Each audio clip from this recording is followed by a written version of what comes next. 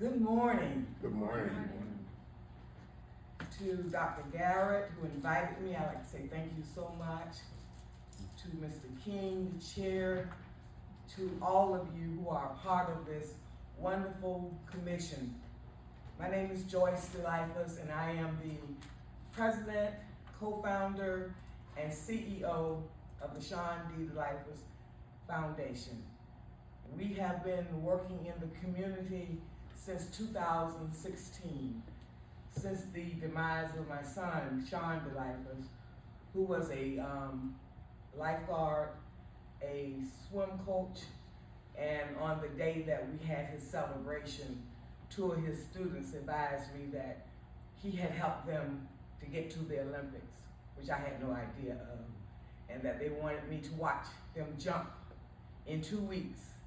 And after they jumped, that I couldn't tell nobody anything that they had said because they didn't want the media to know. It was just a hush-hush thing. Of course, I didn't believe them. Olympics?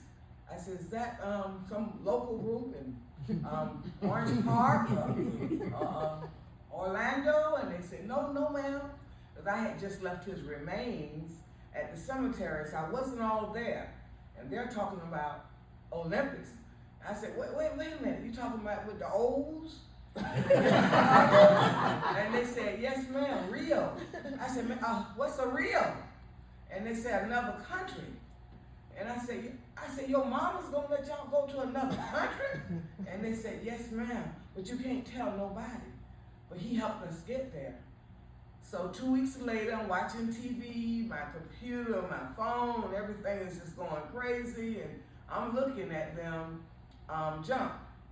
And so collectively, they received 5 gold medals, okay? One received 2, another received 3. Then I received a phone call a week later asking me to come and meet Caleb Dressel at his reception in Green Cove Springs. Well, Shawn had just passed, and driving was very difficult for me. Everything was very difficult for me. I was just trying to make it from 5:30 in the morning at the Y, which I wasn't exercising, just go there and just look at people, until that night. It was a very, very difficult process. So they came in, they said, we'll send a car for you. So they picked me up, and I'm riding in the limo, and I get there, and there are over 2,500. And there are only 3 African Americans, me, the cameraman, and his 12-year-old daughter. And then they opened the way for me to get to him. He was on the stage. They just opened the way, and I was like, what is this I'm in the middle of? And they were, that's his mama. That's her. That's his mama. That's his mama. I said, yeah, that's me. Yes, that's me. So I went on stage, and so back then I was 150 pounds, cute as I could be. He said, Mr. Delifus, I heard you were coming. So he picks me up and swirls me around, said, put me down, boy, put me down. So he put me down, and he said, I want you to put this medal around your neck. It was so heavy. I remember my neck just going down because it was so heavy. And then he put his on. He said, we're going to take a picture together, and you're going to bite the medal. I said, I'm not biting this nasty thing now. I'm not biting. He said, Miss Life, that's what they do at Rio. I said, well, I'm not going to do it. And so as I was going off of the stage, there were about 300 people coming toward me, and they were smiling. His mother was in the middle, and she was crying. And then she said, had it not been for your son, Shawn, my son would have never gone to the Olympics. It was that day, at that moment, that I decided to do a foundation in his memory. So here we go. Last year, before I found out about the grant, we had all the pieces of money and we were putting them together. I wanted to make some lifeguards, okay? So we made 5. One is not on here. And 3 of them had already told me, Mr. Delifus, we graduating from Ed White. We don't have no job. We don't have no college. We don't have no military, and we're gonna have to go to the streets to make money. I said, oh no. So that started my head going, you know.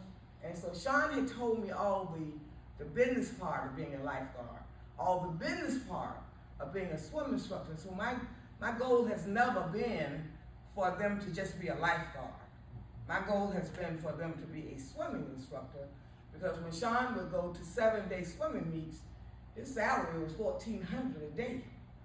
He paid 6 months of rent on a 1-week paycheck. So I knew the money that was involved in water sports, the money that African Americans weren't exposed to because we did not swim, okay?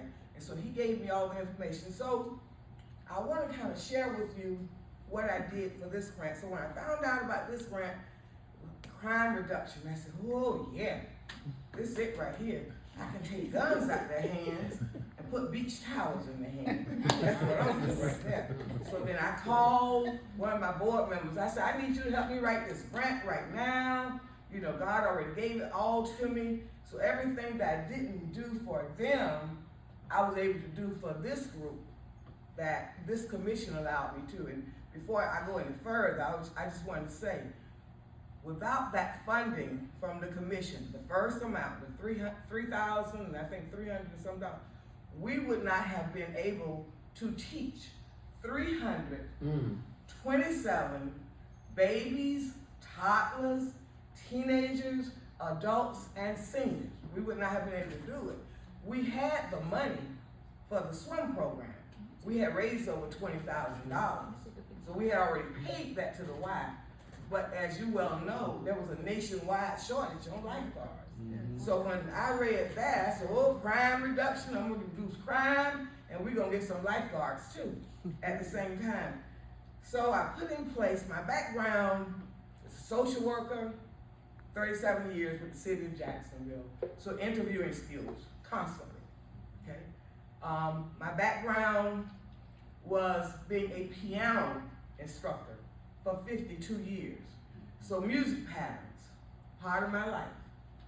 My background, volunteering for 19 years in Rayford, Florida. All the state and federal penitentiaries. That was what I did. I took 23 vocalists who did Negro spirituals into the penal system, and they loved it. They loved it. So fighting crime and getting kids out of the way of crime was my thing. Being a social worker, music instructor. So anyway, we move on. So I began by doing free stuff.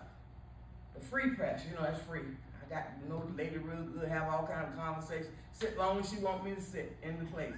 Long as she put my stuff in there for free. So I put this out. I've had 4 or 5 water safety meetings, and I talked to my parents about it constantly. I put this out at the Y. Free $30 cash weekly transportation stipend, 12 weeks. Lifeguard Zoom mentorship classes with certified lifeguards twice a week, okay, for 6 weeks. Free paid YMCA membership, see this what got it.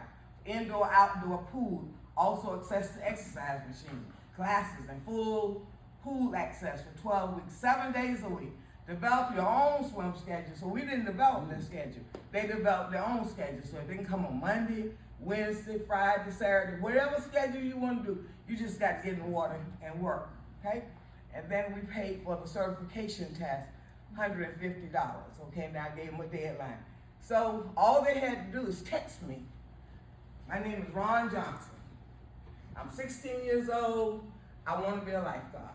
That's it. I would call them, interview them on the phone. No, I don't know how to swim. I thought y'all were going to teach us how to swim. I said, no, sir. I'm through with him. Go to the next person. So those who were top notch in my mind, because I was on the swim team also, I would meet with them one-on-one at Winston with their parent to tell them who we are. I have my 300 picture album to show them everything so the mama could, she want to ask questions. And then we would pay the current lifeguards who have been promoted to swim instructors. So they were able to make money. That was my thing. I want them to make money as they are teaching the new mentors how to become lifeguards. I want you to make money. So they would have to do a 15-minute swim test with my new person. And the new person, the mama wanted to go back. I said, oh, you gotta stay right up here, ma'am. Stay right here. Up here in the front, right here. And so then the swim instructor, the promoted swim instructor, would take that kid on a journey. I would have already texted him what he had to do. You got to do X, you got to do Y, you got to do Z, and it's got to take 15 minutes. You know, we through with it. And he'll get out the water, and I say, what's up? What's going on with it? And he said, yes, ma'am. He can do it. He can do it. I said, he can do the whole 12-week program and make it for the test. Yes, ma'am. He's excellent. I said, okay, all right. What do you need to do to help him? Well, he's having a problem with his side stroke. How many lessons do you need to give him? About 3. I said, okay, schedule 3 lessons. So for that one 15-minute swim class, that was $50, going into the pocket of them. For the swim class, 30-minute swim class, that's $50 going into their pocket. Sometimes I would have 4 swimmers, so that would be $200 for an hour. For that one swim instructor, all you're doing is just walking. Looking at the arms, looking at the legs, looking at them, how they flip, looking at them, how they turn around, okay, I need you to come back and do breaststroke. Okay, so that was a way to make money for them. Then I would get them out of the water, they would change, they would meet me up to the desk, me and the mama would sign the papers, they in for 3 months. You create your own schedule. I'm sending you a $30 check for 12 weeks, that's for your transportation. See, we didn't have that for them. So that was something that I improved on with the grant. Then they would, after they would do that, they would get into mentorship programs. Twice a week, 45 minutes with a mentor, with one of them. The new people would be in the class with one of them. And so we went on, and then we had the final test. The final test, I was a nervous wreck. I had been to Winston 50 times, 100, 1,000 times. I couldn't remember how to get there. I'm all going the wrong way. And they calling me. Mr. Life, we here with our parents, but we nervous. Where you at? I'm on my way.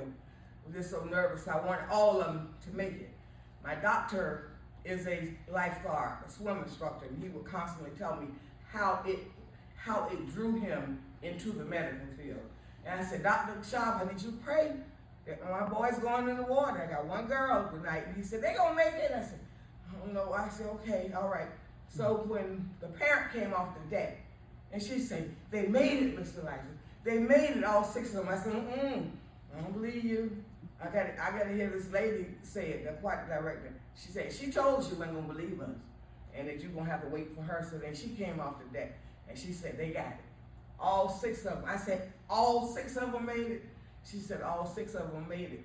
And so that's how we did it. And so they're now doing the CPR classes, they're all doing the Red Cross classes, but they're actually in the system as employed.